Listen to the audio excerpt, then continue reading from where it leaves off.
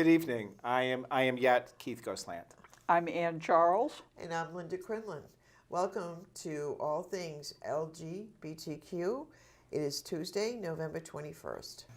And for some local headlines, if you haven't heard too much about this already, Attorney General Jeff Sessions has targeted both the state of Vermont and Burlington for our quote-unquote sanctuary policies. The FBI releases their hate crime statistics, and they're not encouraging, either on a national or specifically for Vermont, and particularly where it comes to our youth. HRC, on a happy note, has released its latest Corporate Equality Index. There are things to smile about. And remember that election 2 weeks ago that Linda told me to pay attention to, and I said I would stay up late doing results? I have results for you. And this week's trivia question, and they didn't get it, and I was surprised. This was the first LGBTQ political club within a mainstream party. All right. Now it's yours. All right. International headlines. Thousands celebrate in Rio de Janeiro's annual Gay Pride Parade. Optimism in India. Mozambique, major constitutional victory. Australia and the Australian vote to endorse same-sex marriage. Germany must allow a third gender category, a court rules. Gay Times sacks an editor 1 month into the job. These stories I probably won't get to, but the headlines are: man throws acid at LGBT activists in Moscow. Turkish capital bans LGBT cinema and exhibitions. A rights group urges China to stop LGBT conversion therapy. Amid widespread stigma and harassment, Bhutan's LGBT community seeks acceptance, even though it's a reputedly very happy country. It's on the list. Mm-hmm. Makes you question the definition of happiness. It certainly does. Happiness for whom?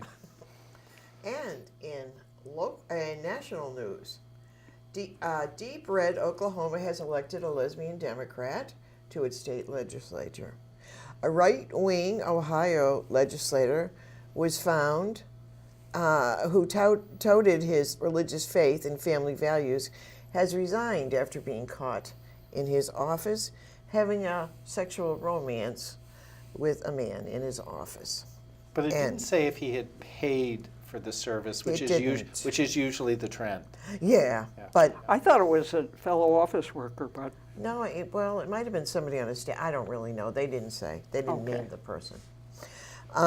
Kim Davis, the Kentucky town clerk, whose steadfast opposition to same-sex marriage made a darling of Christian conservatives. There's a little story about her that's kind of interesting. The nation's transgender community, after a year of tremendous opposition from state legislatures and the president, are rejoicing over the election of Andrea Jenkins, which we will hear more from Keith about. Disgraced former Roy Moore faces allegations of child sexual abuse, has rallied against homosexual gay terrorism. well, he's not former Roy Moore. He's disgraced. He's a disgraced Roy Moore. Okay. He's still Roy Moore. He's still Former very judge. active. I said former judge. He was You a meant, former yeah. judge. Okay, maybe you said it. Defense Department, an active Has no duty excuse. service member underwent gender transition surgery Tuesday for the first such procedure approved under a waiver allowing the Pentagon to pay for the operation. Other news, actor Jeffrey Tambor, which we will hear more about. The Colorado Christian University organized a rally to defend a religious baker. Will this baker ever, will this case ever be over? I don't know. And it has international implications, too, in Australia and other places. You're going to talk about that, right? I'm not going to talk about that No, okay. particularly. I'm still waiting to see if they bring samples to the December 5th arguments at the Supreme Court. I know. I'm like, Only reason they've kept my attention. you know, this Baker thing is just, and then they were photographers, and anyway. The transgender woman in Massachusetts is suing the Department of Corrections for placing her in a male prison facility. And on a sad note, Liz Smith, the sort of closeted gossip whom? columnist, died. I heard she Closeted came to out. whom? She came out when she was 77. Right. So she So had she's some been out years for of 15 openness. years. She and Richard Chamberlain, it was a big secret, yeah. I know. Okay. Yeah. It was a well-known, quiet secret, I guess. I don't know. She just didn't come out until she wrote her book, and I think she was 77 years old when she did that. So, and I think it's pronounced Muskegon County, Missouri.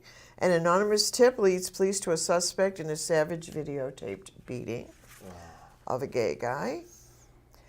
And another in memoriam is John DiCecco and the Journal of Homosexuality that he founded. There'll be more about that later. So, okay.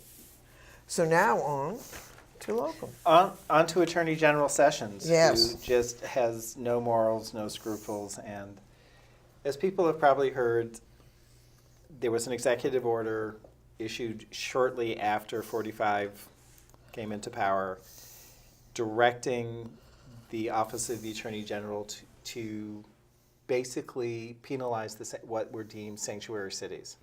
Apparently, 29 regions have been targeted, most recently Burlington and the state of Vermont were two of them. And it was because they don't like our fair and impartial policing policies, because they do not allow, or they do not mandate, that local law enforcement turn over to immigration any information we might have, and in fact discourages law enforcement for even asking immigration status. If it's not pertinent to what is being investigated, why are you getting it? Patrick Leahy pointed out that this is actually fairly significant because Vermont currently receives $507,000 in funding to work on justice issues. The city of Burlington receives approximately $40,000, and both were scheduled for more grants this coming year. That's all been put on hold. Both the Scott administration and the Burlington administration says their policies are fully in compliance, that the feds... Wasn't there some court order recently? Yeah, I'm coming to that. Okay. That we actually are in compliance, that Attorney General Sessions is greatly overstepping their authority because it is a state, county, and municipal. They have no jurisdiction and they cannot require them to take any action on the behalf of immigration unless there's a court order. Today, in California, there was an order written. Federal judge has permanently blocked the executive order. And of course, what the federal administration is saying, the judge has overstepped and we will take action. You can't prohibit the president for giving direction to his agencies. The comment was made, the law is the law and everyone must abide, even the president. Did they ever hear about separation of Powers. legislature and the, Exactly. Hate crimes. The FBI released their statistics for 2016. There's a dramatic increase, and particularly the violence against the transgender community. Vermont now has 90 different law enforcement agencies that are reporting. Our numbers should have tripled within the past year. And as opposed to the last time when I reported on this, when there were 6 cases, predominantly Burlington and Brattleboro, the cases that they're reporting are statewide. They truly do reach from Newport to Bennington to Barry to Burlington. It is no longer isolated pockets. Wow. And everyone to whom they have spoken who might have any insight into this are clearly stating that it is the climate on a national level that is truly driving this and empowering people. That, prior to the election, people in Vermont may have felt the need to sort of suppress some of, not anymore. They feel free. It's been legitimized. And here was a statement from Robert Appel, who's a civil rights attorney who currently practices in Burlington, and he's the former executive director of Vermont's Human Rights Commission. He noted that the increase in reported hate crimes correlates with a rise in bullying reports in Vermont schools. And this is what stunned me. Data released by the Agency of Education shows that for the 2015-2016 school year, incidents of harassment, hazing, and bullying increased 20% from the previous year. Wow. The total number of 1,446 incidents is the highest since they started doing data collection in 2012. I was stunned. That's staggering. It truly, our youth who spoke out at the Solidarity March in June, Are feeling it. just as much as they said it is even worse than, and here was the last piece.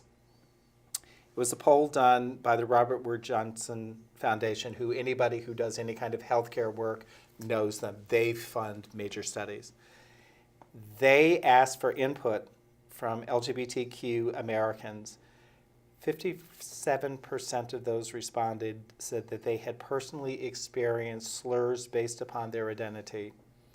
51% said that they or an LGBTQ friend or family member had experienced violence based on, which is even higher than what we're seeing for the statistics with hate crimes, but they may be misreported, they may be underreported, and the same as intimate partner violence, people may not be willing to disclose because they don't want to give information about gender identity or sexual orientation because of fear of what they would or would not give for support or what the police's reaction might be. Yeah. Hi, welcome to the show. Hi. How would you like to introduce yourselves and what pronoun you like to use? Alright, well, I'm Julia Caserta and I use she, her pronouns. My name is Zachary Henningsen, and I use he, him pronouns. Okay. And what school do you go to? We both are students of Main Street Middle School. What grade? He is 7th and I am 8th. All right. And you're interested in doing a show or being part of the LGBTQ newsroom? Yeah, we're totally interested in that. Okay. And so can you tell me a little bit about what your climate is at school? Like, how is it to be LGBTQ or, about your organization and how long it's been in existence and how does that feel? You want to take that one? Yeah. RGSA has been going for about 2 years now. Everyone there is really supportive. There's a lot of the teachers are nice about queer topics. They don't totally ignore it. There's some problem with grouping by gender, but And just kids who think it's cool to call other people gay as if it's an insult and using jokes in that sort of sense. Yeah. yeah. And so is there some education going around that? I mean, do they still do things like, faggot or is that something that you don't find in your school? I mean, we don't hear it as often, but it is present, and we're not, yeah. Yeah, I haven't heard it here. Yeah, but it is present with other kids who call their friends that when they act in a certain manner. So you don't feel there's any particular bullying in your school or any issues of that nature particularly, or? Not from personal experience, Yeah. Yeah. I haven't experienced experienced any of that really. It's all been good. Yeah, It's all pretty good. supportive. Things have changed a lot. So what do you see the community doing to help? I know you have Outright and other organizations. but your family, other people, are there things they can do to help support you? And Well, our GSA, at least we have fundraisers that we do to be able to send members to certain camps or. Yeah. We is that outright camp or? yes. Yes. Yeah. We went to we have a lot of fundraisers. We're going to the craft fair festival. It's Saturday. We'll Yeah. be selling our queer merchandise, I guess, would be the correct term. So what is it, like T-shirts and buttons and? It's handmade by the GSA members. We do bookmarks or little cards or buttons. Yeah. So yeah. And you sell them at the fair? Yeah. And we did them at the fall festival, and people were pretty supportive. And with that, by just buying a few of our products or doing face painting, which we're gonna do. Yeah. And where is it held?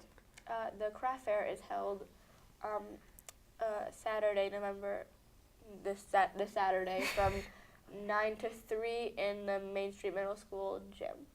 Yes. Well, I didn't, did they advertise it? I didn't see it. But They have a few signs around town, but it's mostly just In the parent school. people can set up vendors will come and sell their products. So and you're part of that whole thing, yeah, okay. yeah, we signed up for a table. And what are you studying at school? I mean, do you have something that you're particularly interested in for some, other than being on television?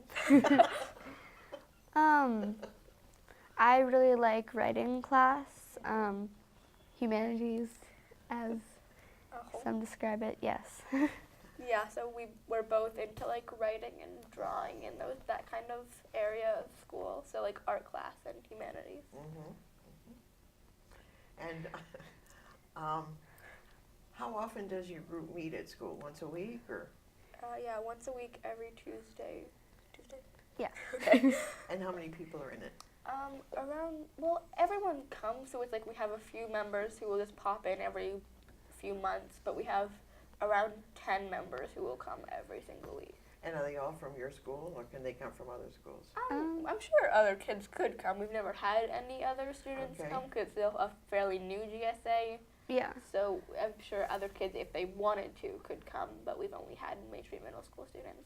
Do you know if they will have one in Montpelier High or?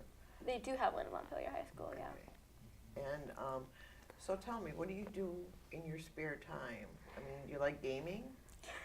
Yes, we both play video games. And what's your favorite video games? I play a lot of different video games. It depends. I play Overwatch too much. How about Minecraft? Or is that passé now? I played it a little bit when it was still around. I played it, yeah. Yeah. And so, is there any new hot video game? I mean, Zach, you want to take that? I don't know. yeah, not into video games. Well, we are. It's just We don't. we play the same ones over and over and over again. As a group, like you have a group that's on and you all play, or you You just don't play play video separately? games with me. Yeah. No, we're sorry. generally by ourselves because lonely. So, what about personally? I mean, do you feel like you're okay with your families and everything's pretty okay there? And Yeah. They've been supportive. They're nice people. They're not terrible. Yeah, my family's always been pretty supportive of it. It's just they don't know that much about it, and neither did I growing up. So it's just kind of getting them families educated about it and being able to have them use the proper terms and stuff like that. yeah, I get lost there. I gotta tell you, there are so many new terms. There are a lot. Like last I heard, GSA was Gay Straight Alliance. I have been told though that it now has a new name. So We use Gender Sexuality Alliance Yeah. as our Yeah, letters. Yeah. some people use QSA, Queer Straight Alliance, I think. Queer Sexuality Alliance. I don't know. What can stand for anything. And I know, which is something you probably know more about than I do, but you know, the sort of the gender fluidity and, you know, these are all kind of new to me, so I'd be looking forward to being educated on some of the new terminology and, you know, where things are going now and, you know, how things are. Do you have a very favorite rock band or favorite band? I'm gonna shoot that one to you. I listen to a lot of different music. Emo bands. Do you play? I don't. You sing? I'm not You talented. do. You are so good at singing. He's too modest. Really? Yes. A good singer? Yes. Ah. And what's your favorite kind of music? I like a lot of rock music. I have a wide selection of genres Dark that stuff. I listen to. Sometimes, I don't know. I listen to metal music and I'll listen to pop music sometimes. It's a very wide range of possibilities. Being in a car with him is very interesting. Really? Going from Yes. like one thing to another and Yeah. back again. And Yes, we were driving to Burlington for the Outright Fall conference, and it was just, we went from musicals to like this emo bands that I'm just not used to, just screaming through the speakers. And what are their names? Where do they come from? I have the one that I have on my shirt. I have My Chemical Romance. I listen to a lot of Marilyn Manson, Panic at the Disco, Fall Out Marilyn Boy. Manson. I know that Yes. name. Yes. It's one of the ones that's been going on for a longer time. So, is there a rock band in the future, or? I hope so. There's a lot of stuff I need to do first, but Yeah. that would be Stuff fun. you need to do to get into the rock genre. No, just like, Okay. So, and you're mostly into drawing, and Yeah, I mostly just draw. do you like nature or people, or? I like to draw people. I'm not really good at it, but I like to. Uh-huh. So Me too. I don't draw, but if I was going to draw, it would be people. yeah, and I don't really do realism a lot of the times. Like, they don't look like, well, they look like people, but it's like cartoon kind of thing. you can draw, accept it. You Like- can sing, accept it. What is that anime, or what is that? Anime, yeah. Anime. Yes. Are you involved in that? I like the style. I don't really watch any of it. You watch a little bit, don't you? I watch, Like your guilty yes. pleasure. I, Yeah, it's a very interesting style. yeah, but I don't really much like about the art style. It's typically a Japanese cartoon, but they call it anime because it's animated. I don't really know. Shocking. Cartoons are animated. And that's the one with all the countries and all that, right? Like Um, Italy and, isn't it? Or Yeah, there's a lot of different ones. They I've have a seen big too many. conference in Boston every year, do they? Yeah, conventions. Have I you gone go. down to that? I haven't. There's been a couple here that I've gone to, but I haven't gone to one of the bigger ones. Uh-huh. We should get you there sometime. Yeah. You'd fit right in. Yeah, I've seen pictures of the Boston one. It looks like there's a lot of It's people go huge. there. Yeah, it's huge. And I think it's every year, isn't it? Yeah. Okay. So when you so I heard that you might be interested in doing a youth show here on That would Orca. be very fun to be able Yeah. to do. I'm pretty sure it was like once a month we would do a sort Yeah. of segment on something with other youths from around Vermont Right. to be able to get involved. That would be Yeah. a really fun thing to do. Okay. Well, we're looking forward to working with you and Look forward to working getting with you going and helping whichever way you can. Yeah. So thank you so much for coming on. Thank you for Thank you. I having really us. appreciate it. And we'll see you soon and we'll talk. All right. Thank All you. right, thank you. Let's go to Rio. I have a picture of the of revelers dancing on Copacabana Beach Sunday to celebrate the annual Gay Pride Parade. Thousands were there, despite funding cuts by the mayor, who cut all city funding for the parade. Normally, the parade costs about $200,000, and activists made up for that and footed the whole bill. So A float for the House of LeMay is not cheap. Just saying. Sunday's celebration featured dozens of Brazilian artists performing on trucks traveling down the beach. Despite its reputation as a liberal country, let me remind you, Brazil has some of Latin America's highest rates of violence against gay and transgender people. Still, it was a happy celebration on Sunday. Now I'd like to turn to India, if I may, where optimism about overturning a law outlawing homosexuality is ascendant.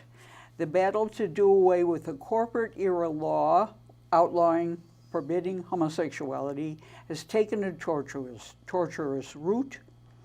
Scrapped in 2009 by a Delhi High Court, it was reinstated in 2013 by the Supreme Court, dealing a massive blow to gay rights.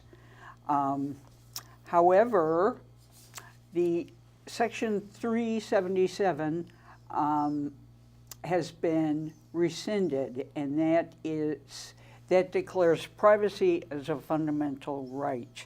And activists in India view that as a great stride, and I reported on that in the past, but now I'd like to show you a clip of people in Delhi celebrating.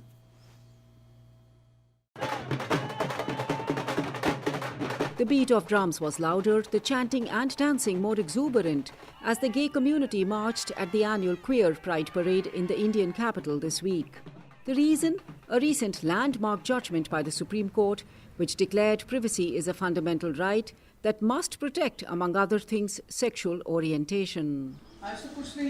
Anjali Gopalan, founder of NAS Foundation, which is at the forefront of the legal battle for gay rights, says the judgment will have an important bearing when the Supreme Court reviews the archaic law called Section 377. 5 out of the 9 judges, because that was a 9-judge bench, actually questioned the validity of 377. So to me, that's amazing. I feel a little easier after the privacy judgment. Manak Matiani was heartened on hearing the top court say that some matters are not the business of the government. And in this case, where it is consensual, where it is something that you are not doing to harm anybody else, it is a private matter, and that you have the right to decide who you are, how you will live your life. That made us very hopeful. There is opposition to gay rights from some Hindu, Muslim and Christian religious groups on the grounds of public morality. They say Indian society frowns upon homosexuality but have not reacted yet to the court ruling. The 156-year-old law, which makes gay sex punishable with up to 10 years in prison, is seldom enforced, and many belonging to the well-off, sections like Matiani, live openly as gays. But it exposes those less privileged to harassment. Pobir Hazara has found acceptance at the NAS Foundation where he works as a cook, but that is not the case in public spaces. When I meet friends in a park on a holiday to relax, to have a drink, the police waves us away. They say you will create a nuisance and threaten to detain us if we don't leave. Gopalan says the lack of rights has a range of serious implications for the community. If someone from the LGBT community, for example, is raped, it's really difficult for them to go and register a case because Section 377 is in place, because they are not seen as part of society, right? So therefore, if we have a law which protects them, at least they have that recourse. That is why Matiani says the parade was more than a celebration of gay pride. It's important to remember that the march is still a protest. It is still, out there to say that, rights are not given to people. That is what participants are hoping to get, legal protection for their sexual orientation, a right now taken for granted in most democratic countries. Anjana Pasricha for VOA News, New Delhi.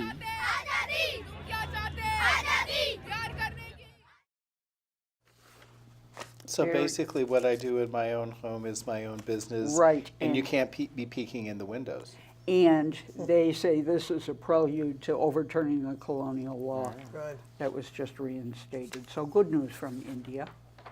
Mozambique, more good news. I have a picture of Mozambique activists, members of the country's only LGBTQ organization, which is called Lambda.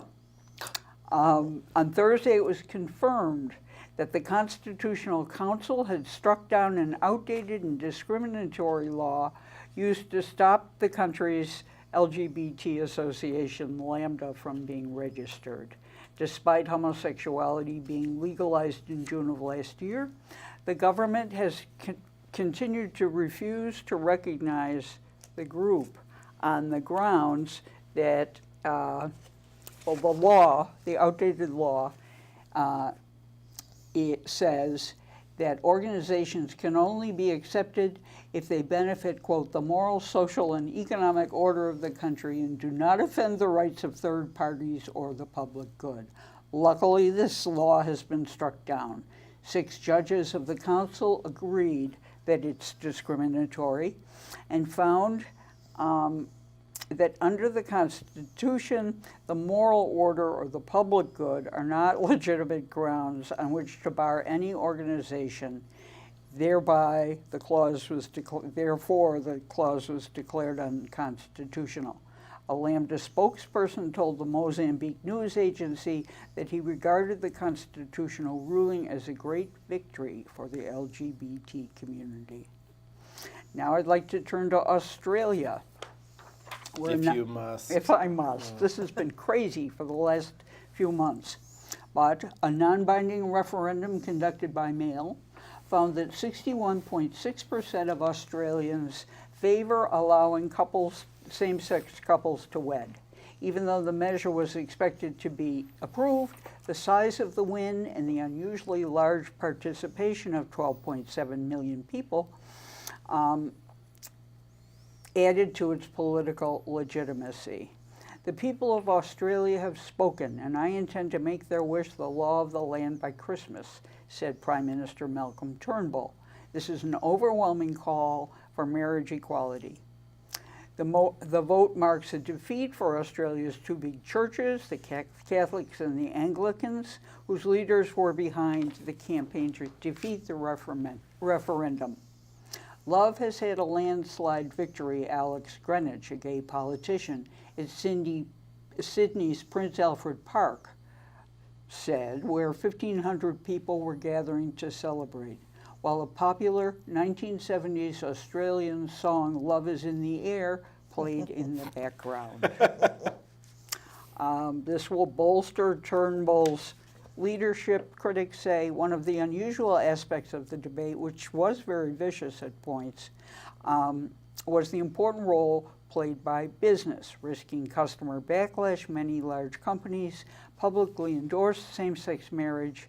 The most prominent was the national airline Qantas Airways, whose chief executive, Irish-born Alan Joyce, is in a long-term relationship with a male ballroom dancer. So since this referendum has approved same-sex marriage, now it will go to Parliament. Some people say it should have gone there to begin with, but Turnbull elected to turn it over to the people to vote on human rights. To the post office. And you know, I knew that this was a postal referendum. I mean, it was just, but I also heard that Australia requires people to vote, and if you don't vote, you get a fine. Really? Yeah. Well, this is a So that's kinda non-binding interesting. referendum. Yeah. Yeah, but that was a little aside that I didn't realize about Australia. Or I think we should do that. And Ireland had a plebiscite, and the person who organized that plebiscite came to Australia and did it again with, it's different kind of, the outcome isn't as binding as the Irish one was, but he's an effective organizer. Remember, they were originally a penal colony. They're used to taking control. So what you got, girlfriend? I have got in politics. In Oklahoma, a lesbian was elected to the state legislature. Her name is Allison Eichley Freeman, and she won by 31 votes over Republican Brian O'Hara in a Tuesday special election to fill the state Senate seat being vacated by Dan Newberry, also a Republican. And he was resigning to work in the private sector, but when she was interviewed, she talked a lot about how she stayed with local issues, didn't trash Trump, didn't do any of that. She just stayed with local issues, talked to people, and got her message through. And if you look at Oklahoma, it's a completely red state. Very, and I yeah. think, you know, this was an amazing feat for her. So, congratulations. And she defeated some fairly conservative. Yeah, yeah. And a right-wing Ohio legislator, he was caught in his office having, I guess, a sexual relationship with a man. I don't think there was any, I think, about it. And his name is Wes Goodman. And he was elected on a family values platform. And, you know, and the Speaker of the House, Cliff Rosenberg, met with Goldman later in the day, and apparently he asked for his resignation, and he got it. You know, for a Christian conservative, you know, they all thought it was better that he just kind of disappeared. Fade into the sunset. Yeah, so he did. And now we get to Kim Davis, who, you know, was a big Republican star and saw the Pope and everything. A deplorable. A deplorable, yes. And the Pope had no idea who she was or why she was there. Right. But she, you know, got a lot of mileage out She of it. did. And anyway, she's in the spotlight again because one of the people, the couple that she denied a marriage license to in 2015 is seriously considering running against Davis for that job. And his name is Michael Ermond. So if you're out there and you want to vote for him, that'd be great.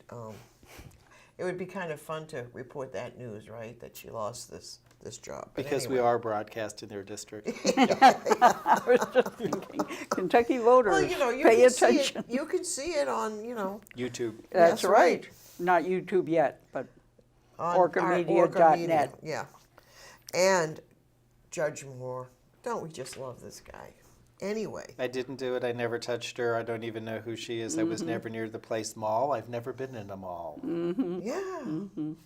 And, you know, is it the governor, the woman governor there Yes, saying, yes, well, yes. I believe the women, but I'm still going to vote for him because he's a Republican and I'm not going to vote for a Democrat. So there you go. And she replaced the governor who was driven out of office by sexual scandal. Yeah, that's right. Something in the water. Maybe. I don't know. But anyway, he's looking to fill the vacated seat of Trump attorney Jeff Sessions, as we know. He appeared alongside Rabbi Rosen Leiter, who complained about the LGBT mafia and the homosexualist gay terrorism. And he said, we are all, especially those of us in Orthodox Jewish communities nationwide, need Judge Moore in the Senate now more than ever. Really? He's accused other politicians of failing to combat the agendas of sodomy and transgender insanity. They have failed to push even one simple bill to protect the bakers, the photographers, and alike from homosexualist blackmail. He hopes that Judge Moore speedily gets heavenly help and wrath against the enemies, and he will save us all. So, He's going to need heavenly help, if you ask me. Because the voter, Alabama, he's down in the polls, even with Alabama.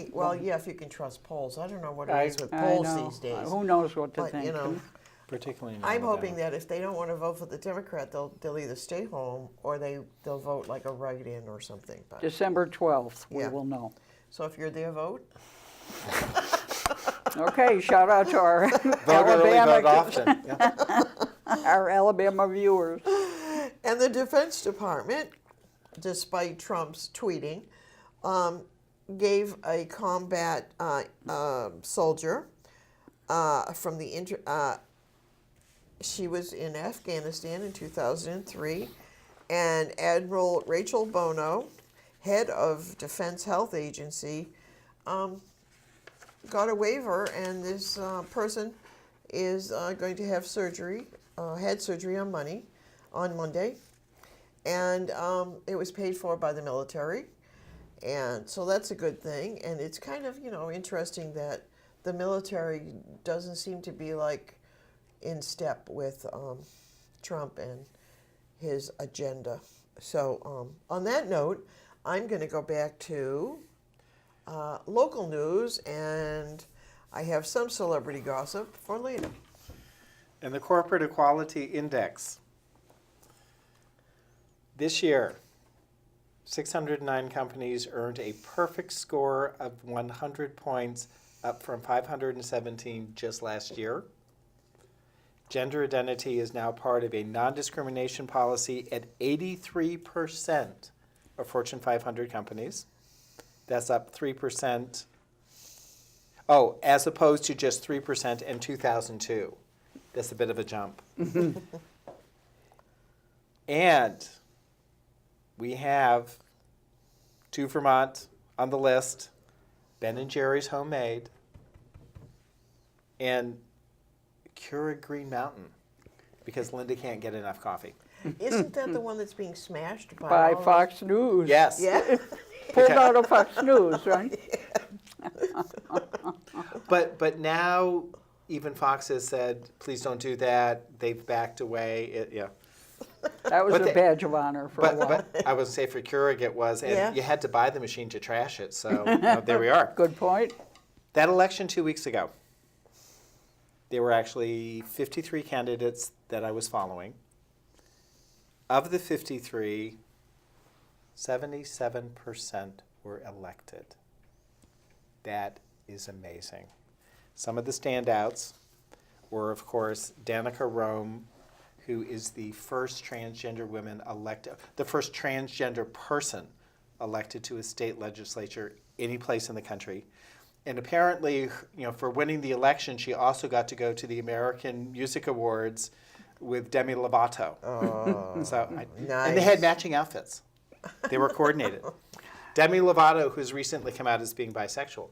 And her opponent described himself how? Oh, he was an anti-rabid. Didn't he say, I'm the chief homophobe of the state? Yes. Or something like that? Yep. And she trounced him. And never attacked him. Yep. She rose above it. The other significant things that had happened is Palm Springs City Council is now totally LGBTQ, and they elected their first trans woman, Lisa Middleton. Andrea Jenkins and Philippe Cunningham, the first to out trans people of color to the Minneapolis City Council. They are the first openly trans people elected to a municipal city council any place in the country. It was a good night. What it shows is, regardless of 45's regime on the federal level and what he's trying to do, all of that social change continues to happen. It continues to grow, and that person to person, I am the person about whom you are speaking, is making a difference. Mm-hmm. So do you got something good to follow that up? Sure, I have Germany, third gender category. It has just decided, according to the Federal Constitutional Court, lawmakers until the end of 2018 can either allow the introduction of a third gender category or dispense with gender altogether in public documents. In 2013, Germany became the first European country to allow parents to register newborns as neither male nor female if the child was born with characteristics of both sexes.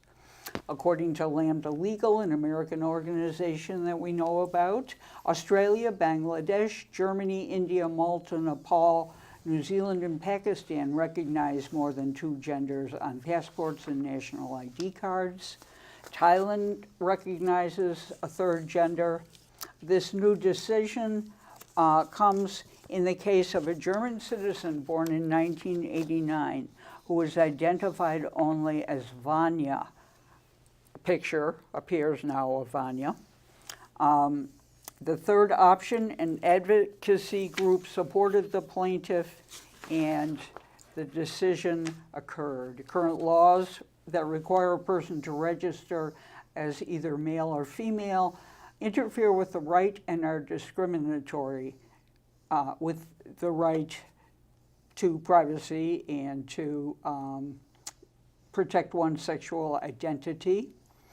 The court has added that the existing law's limitation of binary gender options to only male and female was discriminatory. For the first time in Germany, people who are neither male nor female are legally protected, said Moore Schmidt, a spokesman for Third Option. We hope that the success will be used to fight against discrimination wherever inter and transgender people still suffer disadvantages due to their gender. My next story involves a deplorable from our own company. The Gay Times Saxon editor 1 month into the job. I have a picture of him. The hiring of Josh Rivers as editor of Gay Times magazine last month was meant to be a step forward for the decades-old UK media outlet, which is set to relaunch on November 30th. In the UK and the US, criticism has been levied against gay media for its lack of diversity, inspiring hashtags on Twitter like "Gay Media So White." That Rivers, a black gay man, was appointed to such a high position seemed to be the perfect response to those accusations. However, BuzzFeed UK's LGBTQ editor, Patrick Studwick, unearthed offensive tweets from Rivers' past, many of which contained derisive comments about people of color and women, as well as anti-Semitic and anti-transgender slurs. These occurred in January 2011 and onward. He's taken them off his account now, but it's too late.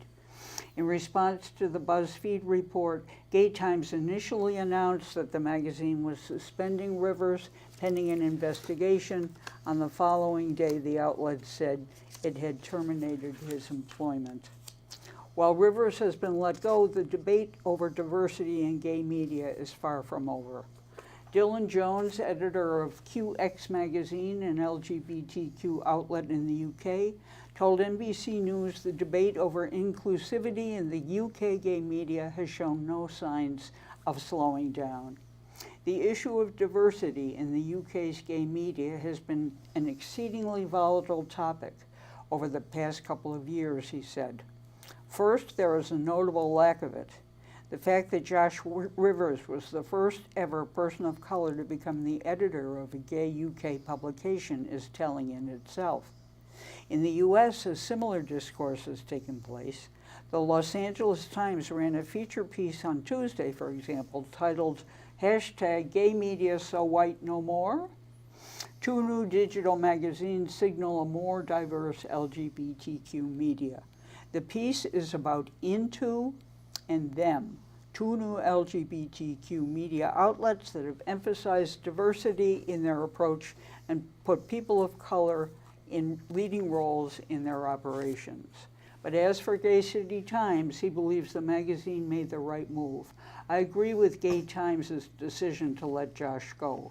I'm sure Josh himself would agree with me. He said it had to be done. So. Yeah. I read something like he said that was his younger self or something.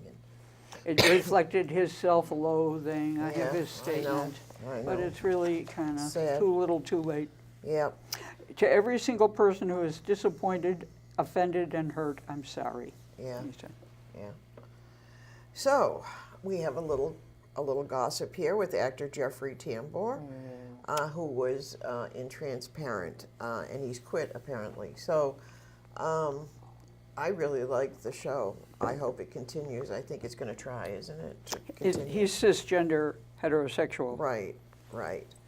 And, you know, even though he said he was sorry, he also said he's condemning the accusation against him of sexual misconduct as part of the politicalized atmosphere that seems to have affected even our set. So Tambor's performance as Mara is it Pfeifferman, on the show has won him a Golden Globe and an Emmy for the acting he did on that show, and it is now headed for its 5th season.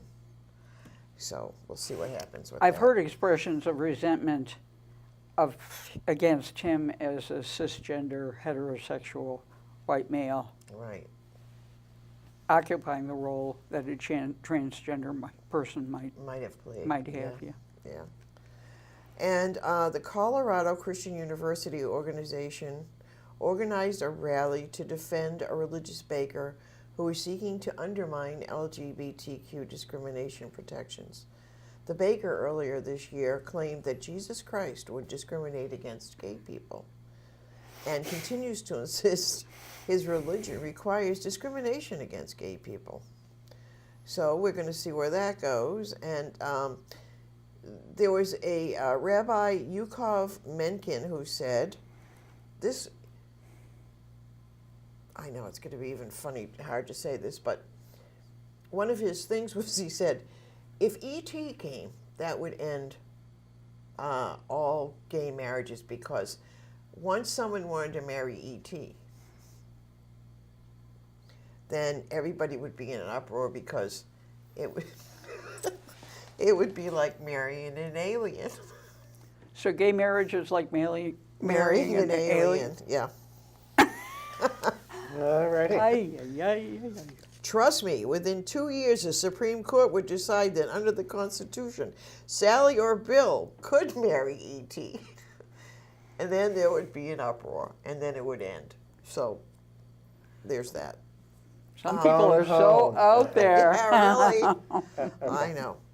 And on a sad note, Liz Smith, the gossip columnist and lesbian, died at 92. I guess it was a well-known fact that she was a lesbian and hung out with a really kind of sleek, slick, elegant lesbian group in New York City. But she didn't actually come out until she was 77 in a book she wrote. I liked her. She didn't tell on them, so they didn't tell on her. Right. And, you know, she was called the Grand Dame of Dish. So she will be missed, and, you know, we remember, you know, she will be remembered fondly. And her gossip was never vicious, I No, heard. it was always kind of fun or funny or whatever. And I think, like, even Andy on the show Andy said Hum. that, you know, she needed to come out, or he was going to talk about her on his show or something. And she said to him, I've been outed by better people than you. So anyway, rest in peace, Liz. In Muskegon County, Missouri, an anonymous tip leads police to a suspect in the savage videotaping of a gay teen. Trevin Lee Godbolt, 18, was arrested by the Michigan State Police on Tuesday. Apparently him and another man and possibly a couple of women beat the 17-year-old and they forced him to strip, and they robbed him, and they're being charged with false imprisonment. And they taped it. They taped it, yeah. And they On their put it cell phone. And they put it on Facebook. Punishable by 15 years in prison. The charges have already been authorized by the Muskegon County Muskegon. Muskegon? Is that how it's pronounced? Yeah, it is. Okay. A video of the incident which occurred near Edgewood School was posted on Facebook, and they were able to identify him by his Facebook post. So, I mean, how smart is that? And we lost another activist in our community, John DiCecco, and he was head of the Journal of Homosexuality, and he was professor of human sexuality at San Francisco State, and he died at 92. He was editor of the Journal of Sexuality. He was widely respected as a pioneer and trailblazer in LGBTQ studies, and paved the way for many scholars to do important academic work. So rest in peace, John. And very quickly, our trivia question. First LGBT political club within a mainstream party, founded in 1971 by Jim Foster in San Francisco. The Answer is the Alice B. Toklas Memorial Democratic Club of San Francisco. Yes. And we'd like to close this show this evening with the 25 pictures and names of the transgender people killed in the United States in 2017. The Transgender Day of Remembrance was November 20th. Thank you and good night.